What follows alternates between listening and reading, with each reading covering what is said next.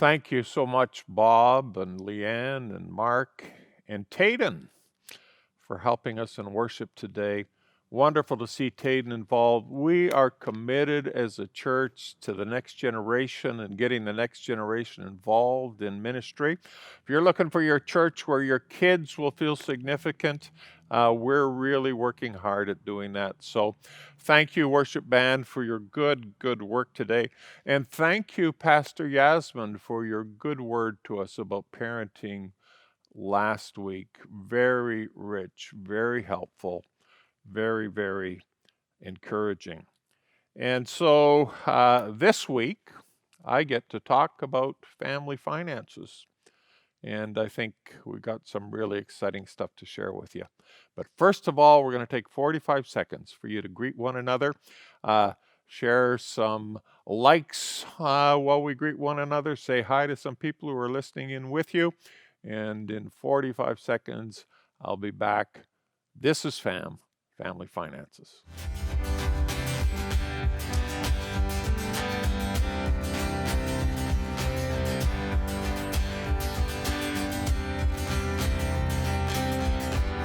So we're going to talk about giving and generosity this morning.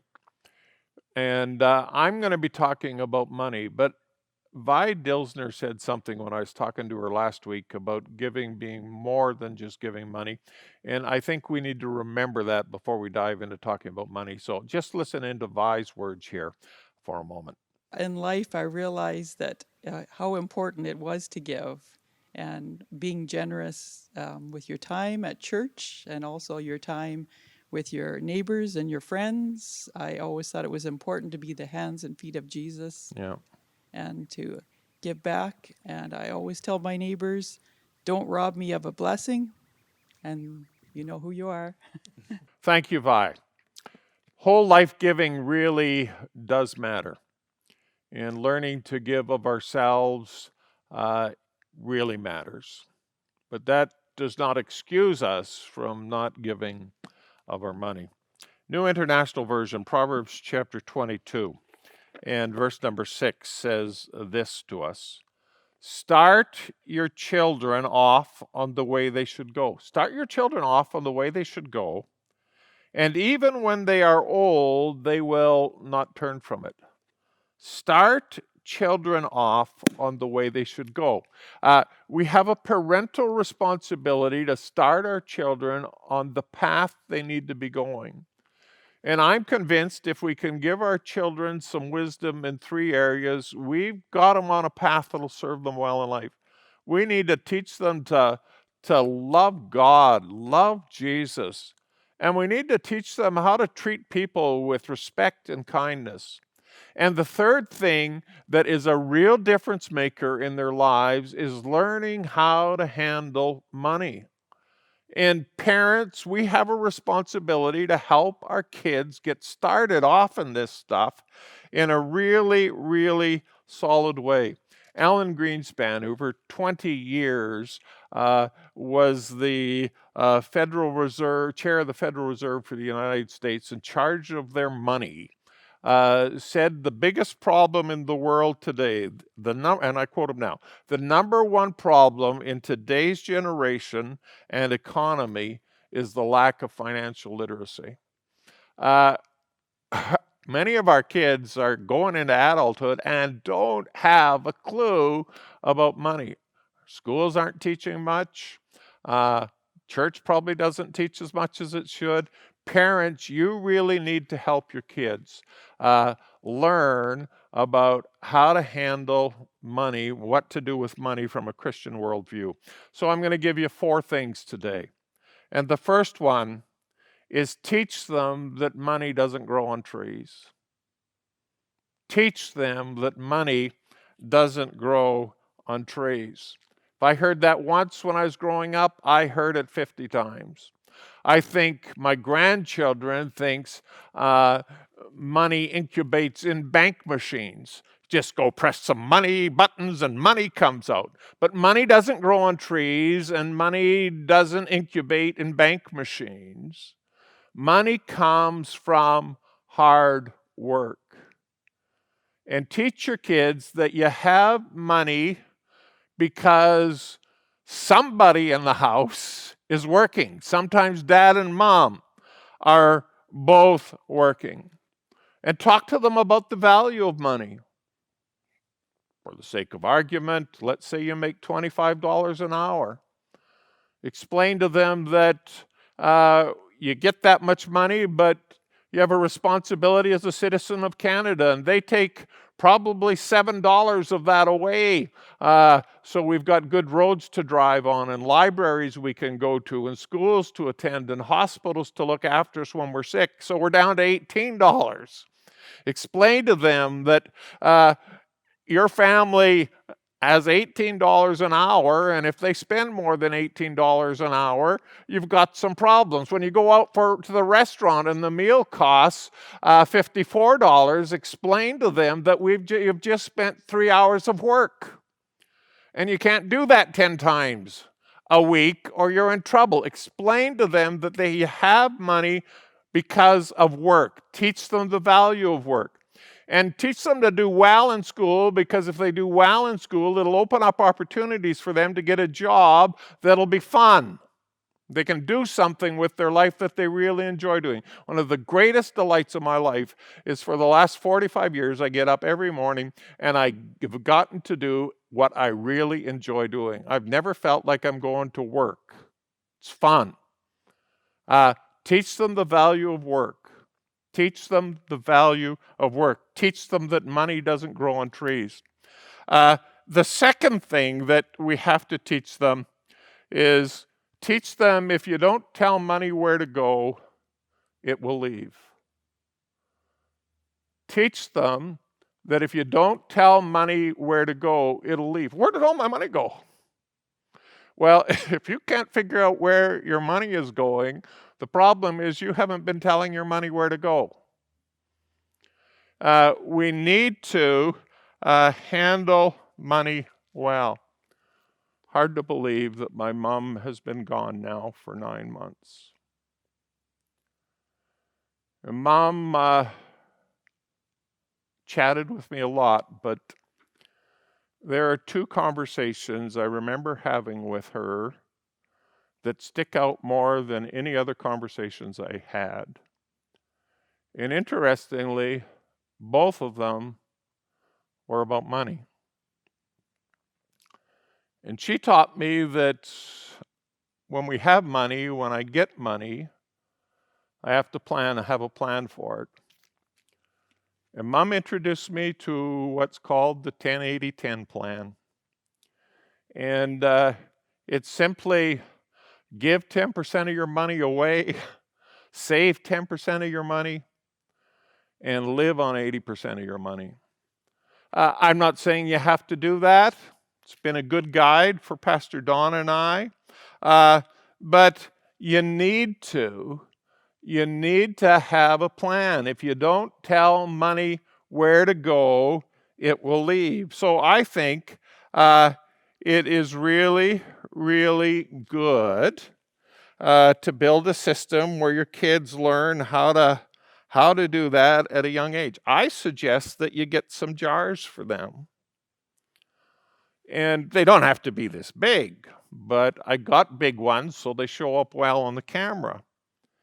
And I suggest that you start at a fairly early age, giving them some money to handle on their own so they learn how to manage it. And I robbed, don't tell her, I robbed my wife's piggy bank this morning.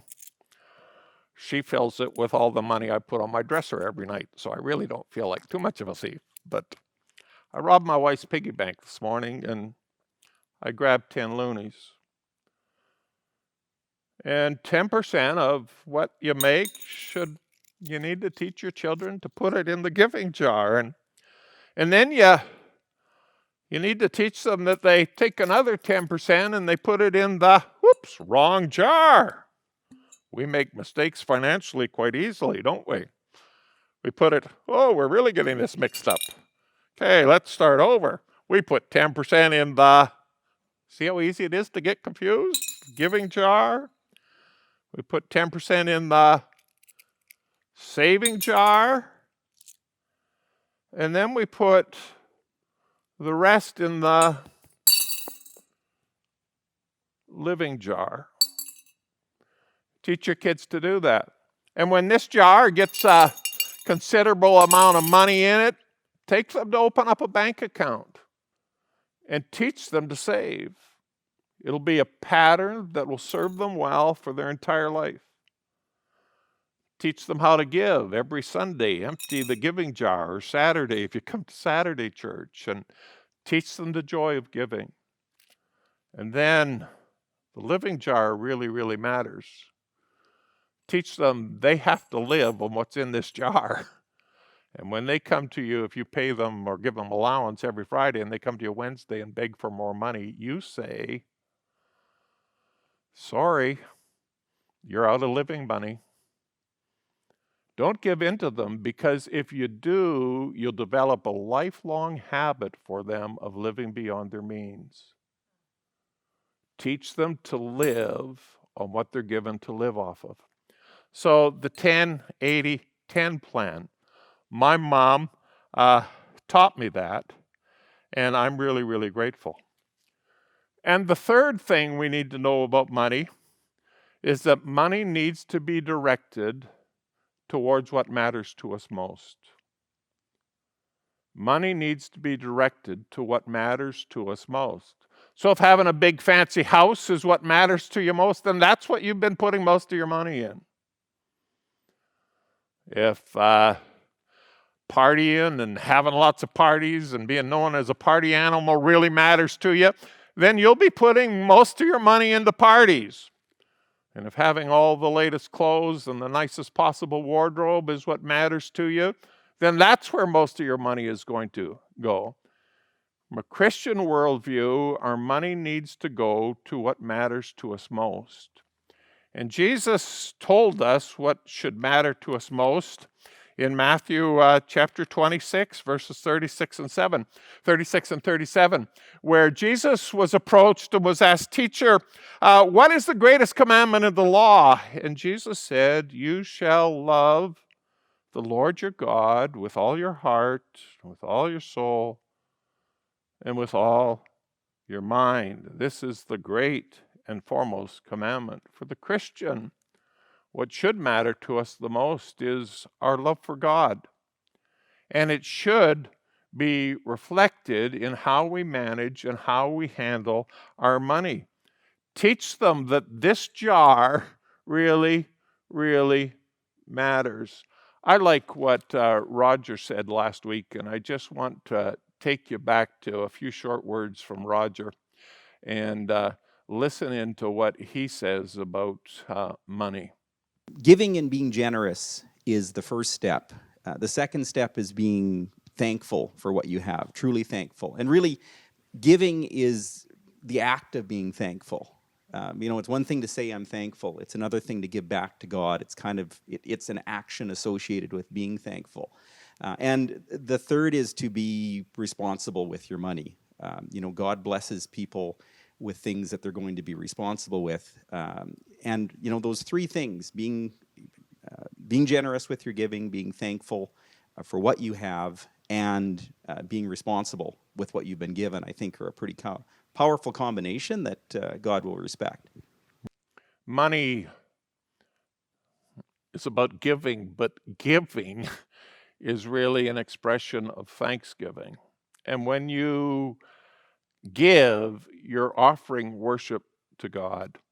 So take your kids, teach them to give, teach them to save, and then make them live on what's left over. Don't rescue them all the time. You'll build a lifelong habit into their view of finances that will not serve them well.